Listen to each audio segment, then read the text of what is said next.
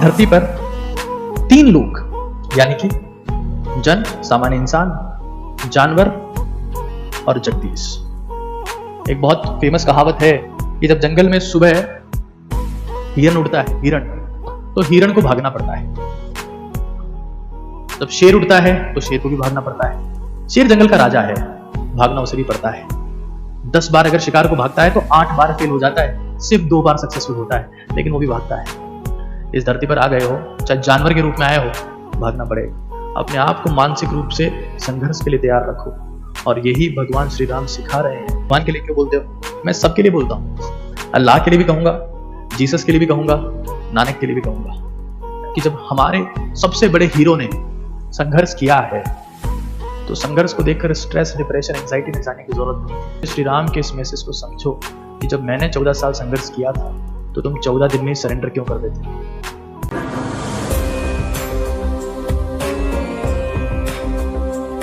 अपनी सर्वोच्च संभावना को हासिल करो, अपनी सर्वोच्च संभावना को। क्यों? क्योंकि धरती है और यहां इस धरती पर 3 लोग यानी कि जन, सामान्य इंसान, जानवर और जगदीश।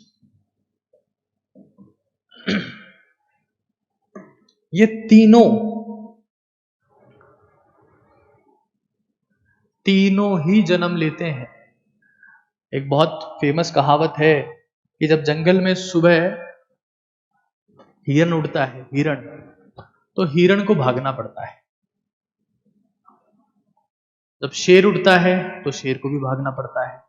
शेर जंगल का राजा है, भागना उसे भी पड़ता है।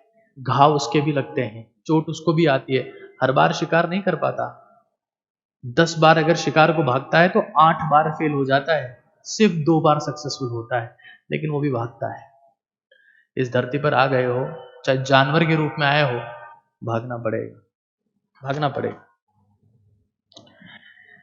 जंगल का राजा भी भागता है, और जो इंसान यहां पैदा हो गया, वो अगर संघर्ष से दूर रहने की बात करता है, किसी चमत्कार की उम्मीद करता है, चमत्कार की उम्मीद करता है कि यह अगर मैं कुछ ऐसा करता हूं तो मेरी जिंदगी में चमत्कार हो जाएगा, चमत्कार के भरोसे बैठकर आलसी हो जाता है, ऐसे लोगों का ईश्वर कभी साथ नहीं देगा। दोस्त, अपने आप को मानसिक रूप से संघर्ष के लिए तैयार रखो, और यही भगवान श्री राम सिखा रहे हैं।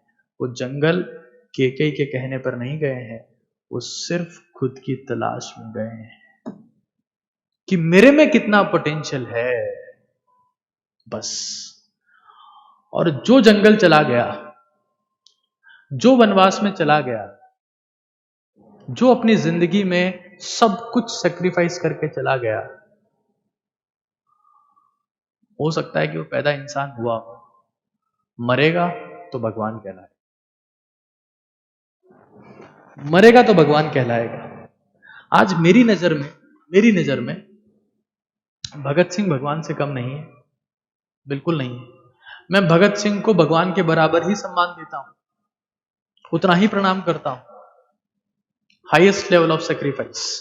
खैर, अगर कोई एक सामान्य इंसान है और वो एक्सट्रीम संघर्ष करता है, एक्सट्रीम स्ट्रगल करता है,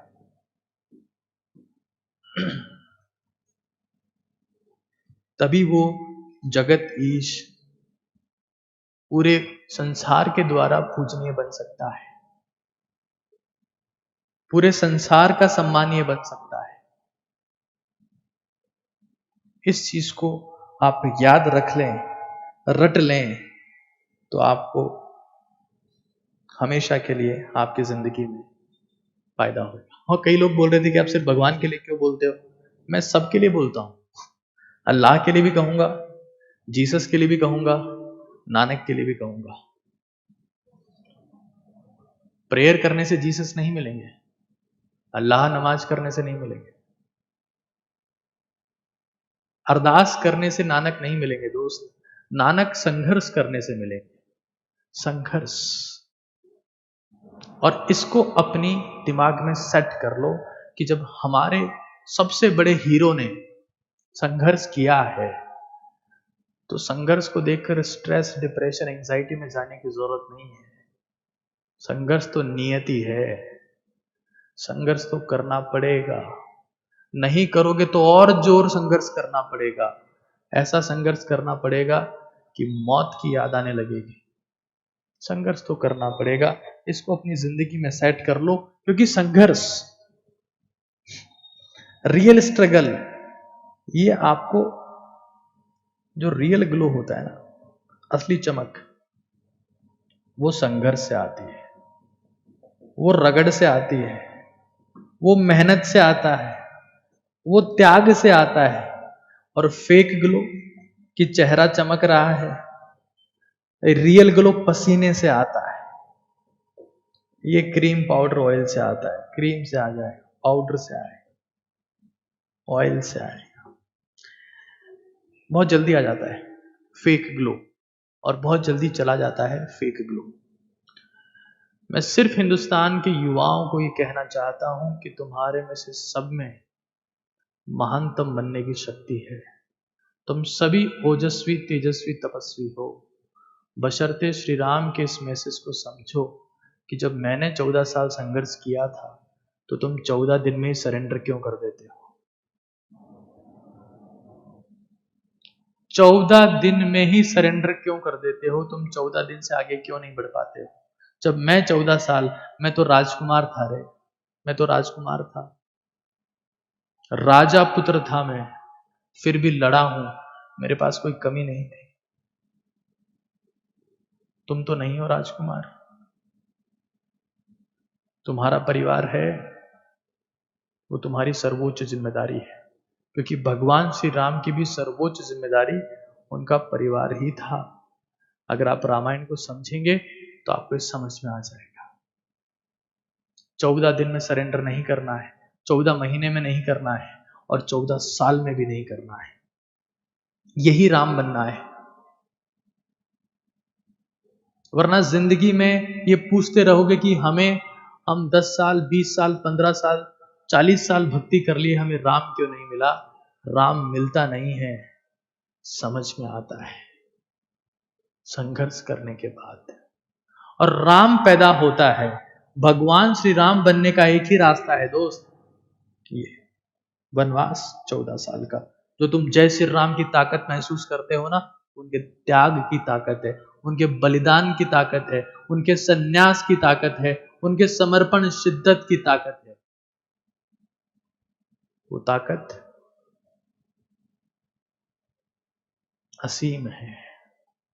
और कबीर दास जी ने भी उसको समझाया है कि जो तिल माही तेल है, जो चकमक माही आग, तेरा साईं तुझ में है, जाग सके तो जाग।